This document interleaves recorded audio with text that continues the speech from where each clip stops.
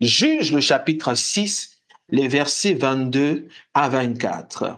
Gédéon, voyant que c'était l'ange de l'Éternel, dit, malheur à moi, Seigneur éternel, car j'ai vu l'ange de l'Éternel face à face. Et l'Éternel lui dit, sois en paix, ne crains point, tu ne mourras pas. Gédéon bâtit là un autel à l'Éternel et lui donna pour nom l'Éternel paix. Il existe encore aujourd'hui à Ophrah, qui appartient à la famille d'Abiézer. Je veux te parler de Jéhovah Shalom. Lorsque Gédéon voit l'ange de l'Éternel, il s'exclame. La première phrase qui sort de sa bouche, c'est « Malheur à moi ». Malheur à moi parce que l'homme est dans le malheur. Malheur à moi parce que quelles que soient les circonstances, quel que soit ce qui se passe autour de nous, nous avons dans notre tête le malheur. Bien-aimé, qui dira qu'il n'a pas toujours quelque chose de négatif en lui? Qui dira que devant des situations, au lieu de voir le verre à moitié plein, il voit tout d'abord le verre à moitié vide? À cause de la désobéissance d'Adam et Ève, nous avons hérité de la nature du péché. Et le malheur est rentré dans le monde. Les difficultés sont rentrées dans le monde. Franchement, nous ne les avons pas fabriquées. Mais il y a une loi qui dit que le salaire du péché, c'est la mort. Le salaire de la désobéissance, c'est la mort. Quand on parle de mort, ce n'est pas seulement la mort physique. La mort, c'est tout ce qui est paralysie dans nos activités, dans nos projets, dans notre vie de tous les jours. Oui, à cause de la désobéissance, l'ennemi a saisi l'occasion pour semer la zizanie dans le monde, dans la vie des êtres humains qui ont été faits à l'image de Dieu. Gloire soit rendue à Jésus, à Dieu. Jésus, qui est le Fils unique de Dieu, vient mourir pour être un sacrifice pour nous, mourir pour nous et nous racheter de la vaine manière de vivre et nous reconnecter avec Dieu. Cependant, le chaos qu'a créé Satan est toujours existentiel. Mais gloire soit rendue à Dieu. Il nous dit que lorsque vous acceptez mon plan, salvatoire. Lorsque vous acceptez Jésus-Christ, vous avez le pouvoir de marcher sur les serpents et sur les scorpions. Oui, nous avons ce pouvoir. Cependant, l'ennemi continue à déranger nos vies. L'ennemi continue, et même encore plus en ces temps de la fin, à aller encore chercher le malheur. Il attire le malheur à nous. Il attire le malheur sur la voie des enfants de Dieu. Il cherche à les empêcher d'évoluer. Il touche leurs émotions. Il touche leur cœur. Il fait ce qu'il a à faire. Je disais le dimanche dernier que Satan a une conscience professionnelle. Satan travaille bien. Satan ne néglige pas son travail. Satan, il a plusieurs outils, il a plusieurs cordes à son arc. Il est l'accusateur des frères. Il est celui-là qui cherche, n'est-ce pas, à nous emmener à la perdition. Satan a une conscience professionnelle, il travaille dur. C'est pour cela que même lorsque nous le chassons, il n'est pas découragé, il arrive. Qu'est-ce que je veux dire? Je veux dire que nous avons fait le bon choix. Le fait que tu aies Jésus dans ta vie, tu as fait le bon choix. Ne pense pas que tu as fait le mauvais choix. Même si, lorsque tu regardes devant toi, tu sembles ne rien voir, laisse-moi te dire que tu as fait le bon choix. Mais il y a un problème. Comme Gédéon, la première chose que tu vois, c'est le malheur. Gédéon voit l'ange de l'Éternel. Gédéon voit la gloire de Dieu. Écoutez, la Bible dit Gédéon, voyant que c'était l'ange de l'Éternel. En fait, lorsqu'il le voyait avant, il ne savait pas que c'était l'ange de l'Éternel. Lorsqu'il l'a aperçu, il ne savait pas que c'était l'ange de l'Éternel. Certainement que l'ange est venu sous forme humaine, mais arrivé à un certain moment, il s'est métamorphosé. Gédéon l'avait vu avec l'apparence humaine, mais arrivé un moment, il a vu son côté divin. Mais malgré cela, Gédéon dit malheur à moi. Il dit malheur malheur à moi. Le malheur qu'il a dit, ce n'est pas parce qu'il était effrayé. Il dit le malheur parce que en lui-même se trouve le malheur. En lui-même se trouve le négatif. Gédéon voyait le verre à moitié vide au lieu de le voir à moitié plein. Qu'est-ce que je suis en train de dire? Gédéon était pessimiste. Gédéon n'était pas optimiste comme plusieurs. Même quand ils voient la gloire de Dieu de loin, lorsqu'on prophétise sur eux pour dire tu vas aller où tu veux aller, lorsqu'on dit que la maladie va disparaître, ils disent malheur à moi. Lorsqu'on leur dit que le corbeau arrive, ils disent malheur à moi. Lorsqu'on leur dit que l'Éternel s'est levé, ils disent malheur à moi. Le malheur est dans nos gènes. Le malheur est sur notre langue. Écoutez quelqu'un qui est désespéré, il va dire malheur à moi. Écoutez quelqu'un qui ne voit pas encore le miracle, il va dire malheur à moi. Peut-être que lorsque je dis malheur à moi, tu ne comprends pas, mais voici le langage. Oh, je suis maudit. Oh, je ne pense pas que je vais réussir, my God. Oh, je ne pense pas que je serai heureux un jour. Oh, je ne pense pas que je serai heureuse un jour. Lorsque je vois mon frère, ma sœur, je ne sais pas comment est-ce qu'il a fait, mais je ne pense pas que je suis digne. Voici le langage que nous avons. Et c'est ce que Gédéon a dit. Malgré le fait qu'il voit la gloire, il dit malheur à moi. À plus forte raison, celui-même qui ne voit pas la gloire, il va dire quoi? Bien-aimé, ce matin à la table du Seigneur, Dieu nous sert un plat de paix. Il dit à Gédéon au verset 23, l'Éternel lui dit, sois en paix, ne crains point. Tu ne mourras pas. En fait, voici ce que Gédéon avait dans son cœur. Gédéon pensait qu'il allait mourir. Gédéon voyait qu'il allait mourir. Gédéon visualisait qu'il allait mourir. Gédéon, pour lui, c'était fini. Comme plusieurs pensent et disent, visualisent, croient même qu'ils vont mourir. Plusieurs femmes croient qu'elles vont mourir. Plusieurs hommes croient qu'ils vont mourir. Plusieurs croient et pensent, visualisent que rien ne va se produire dans leur vie. Pourquoi? Parce que dès leur naissance, même lorsqu'ils ont vu la gloire de loin, ils ont dit, je vais mourir. Même lorsqu'on leur a dit aujourd'hui, même quand ils ont fait un rêve, plusieurs ont fait des rêves où Dieu leur a dit, je vais me manifester. Plusieurs ont fait un rêve où ils ont touché au jackpot. Quand ils se sont levés, ils ont dit, cela n'arrivera pas, cela n'aura pas lieu. Au lieu de croire en la gloire, ils ont dit, malheur à moi. Dieu vient ce matin te dire, sois en paix. Sois en paix parce que lorsque Dieu atterrit dans ta vie, ce n'est pas la mort, c'est la vie. Lorsque Dieu atterrit dans ta vie, ce n'est pas l'échec, c'est la réussite, c'est le succès. Dieu nous sert un plat d'espoir, un plat de paix. La paix dont il est question ici, ce n'était pas la paix pour une nation, c'était la paix pour Gédéon, c'était la paix pour sa vie, c'était la paix pour ses activités, c'était la paix pour ses enfants, c'était la paix pour son business, c'était la paix pour tout son foyer, c'était la paix pour tout ce qui est à lui, pour tout ce qui, n'est-ce pas, le concerne, c'était la paix. Bien évidemment, si Gédéon est en paix, Gédéon sera un instrument de paix. Il va contaminer les autres et puis effectivement et bien évidemment, ça sera la nation qui sera en paix. Mais Dieu commence d'abord par lui dire, sois en paix avec toi-même, oui, sois aussi en paix avec tout le monde, mais sois aussi en paix avec moi. Sois en paix et ne crains point. Sois en paix et ne crains point. En fait, même si les situations te disent que tu es le plus petit de la plus petite famille d'Israël, ne crains pas. Parce que lorsque je parle, lorsque à 4 heures du matin à ma table, je dis sois en paix. Lorsque à 4 heures du matin, je dis ne crains pas, c'est parce que je me suis levé et c'est parce que je veux t'orienter sur le chemin de la gloire. Sois en paix. Ne dis plus malheur à moi. Ne dis plus je vais échouer. Ne dis plus la chose ne t'appartient pas.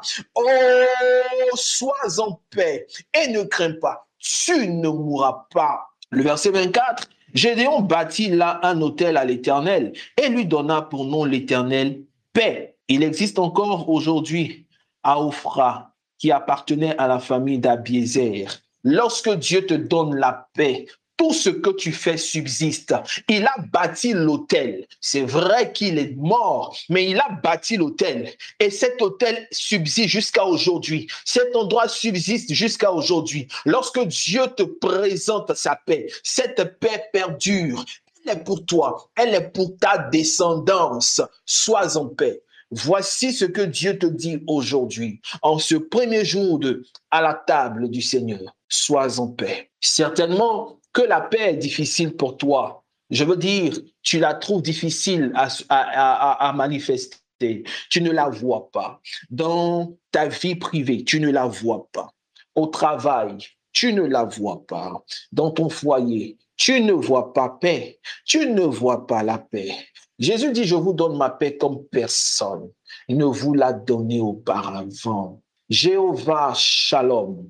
Jéhovah Shalom. Lorsque nous lisons, nous voyons clairement que Gédéon a vu l'ange de l'Éternel. Paix est un ange. Paix est une entité. Lorsque Dieu, Jésus, donne quelque chose, c'est un esprit, c'est un être qui t'accompagne tous les jours.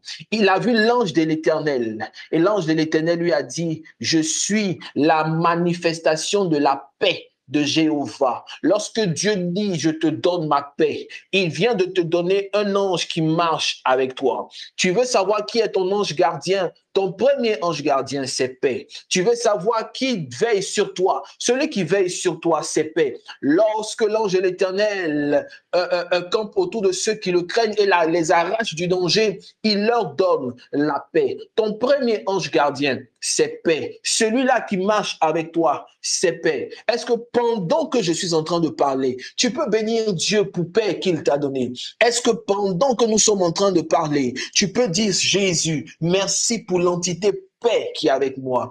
Aujourd'hui, je prends conscience que paix est là. Lorsque vous savez une chose et que vous entendez dans une saison la même chose, c'est parce qu'il y a une nouvelle lumière que Dieu est en train de faire paraître sur votre visage.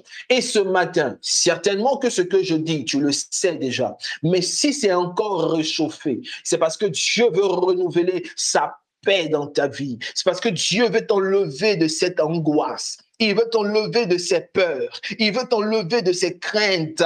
Ce matin, je te dis de la part de l'Éternel, là, l'Éternel te dit, sois en paix, ne crains point, tu ne mourras pas, femme, tu ne mourras pas, monsieur, tu ne mourras pas. Tant que tu n'as pas réalisé tes projets, tu ne mourras pas, tu vivras, car Dieu te donne paix.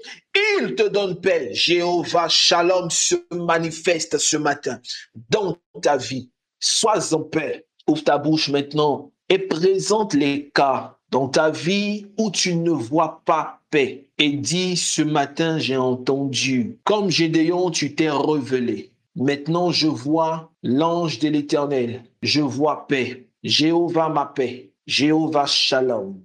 Jéhovah Shalom. Manifeste-toi dans ma vie. Je crois que tu le fais et j'accepte cette parole. Suivons le mouvement de l'Esprit. Dis, j'accepte cette parole.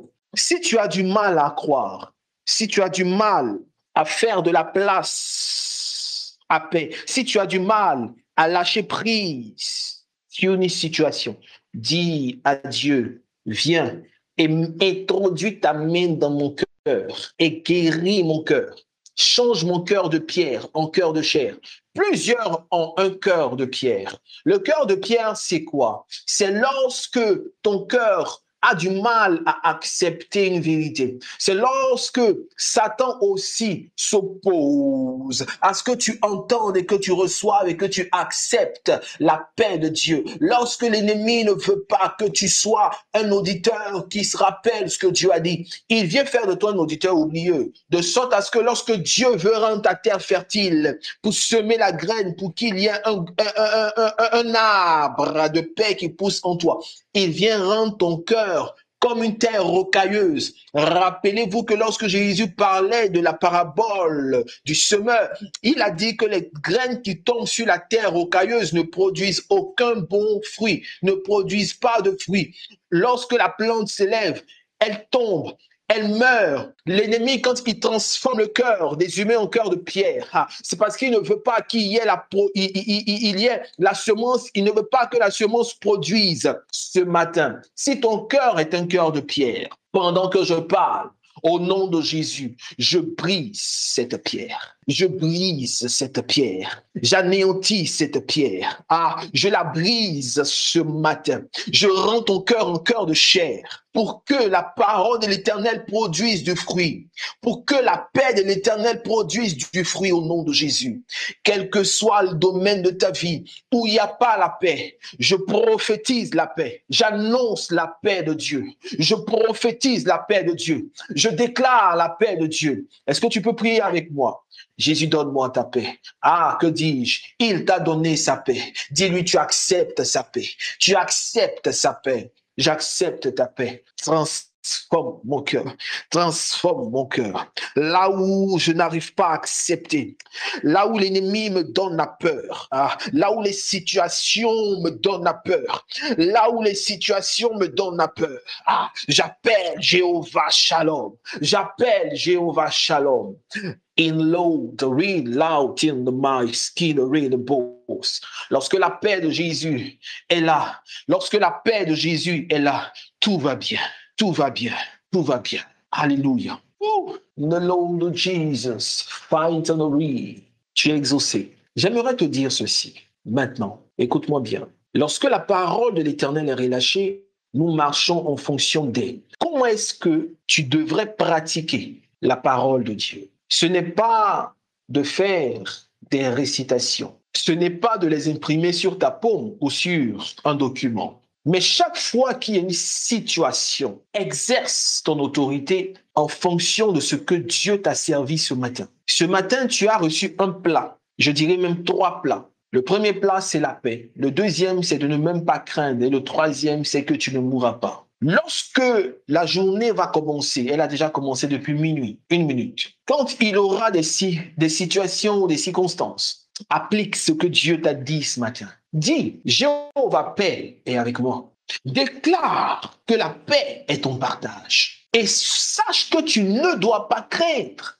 Lorsque Dieu dit ne crains point, c'est parce qu'il y a effectivement des situations devant Gédéon qui peuvent l'amener à être effrayé. Ça ne veut pas dire qu'il n'y aura pas de situation devant toi. Au contraire, les situations viendront parce que Satan va se rendre compte que tu as compris quelque chose. Dieu même pourra te tester. Alors, tu sais qui a paix avec toi. Devant les situations, qu'est-ce que tu dois faire? Déclarer que paix avec toi, confesser que paix avec toi et travailler à ne pas craindre. Dédramatise la situation. Confesse que tu ne mourras pas. Confesse que tu vivras. Confesse que tu ne vas pas être renvoyé. Confesse que tu vas signer. Confesse que tu auras ton papier. Confesse-le. Ne crains pas et sois en paix. Je prie pour ta journée maintenant. Père, au nom de Jésus, tu nous donnes ta paix comme personne ne nous l'a donné auparavant. La paix des hommes, c'est la peur. La paix des hommes, c'est l'inquiétude. Lorsqu'un homme te dit « je te donne la paix », tu es inquiet parce que tu te demandes qu'est-ce qu'il va me demander en retour. Toi, tout ce que tu nous demandes, c'est de croire. Je prie pour moi-même et je prie aussi pour mes frères et mes sœurs qui sont là, à la table du Seigneur. Tu m'as désigné pour être simplement le délégué. Nous sommes tous tes fils. Merci pour ce repas de ce matin. Merci pour ta paix. Merci de nous rassurer et de dire de ne point craindre. Merci parce que tu dis que nous n'allons pas mourir. Je te soumets leur journée. Que le soleil, en se levant, rayonne sur eux la paix, la paix, la paix. Que tout ce que l'ennemi a programmé contre leur vie échoue. Je déclare que cela n'arrivera pas, cela n'aura pas lieu. Ce qui va se manifester, c'est ta paix. Merci Jésus. Merci pour ce repas excellent. Tu es venu manger avec nous et nous avons mangé avec toi. Donne-nous aujourd'hui notre pain. Merci pour ton amour et pour ta paix. Amen.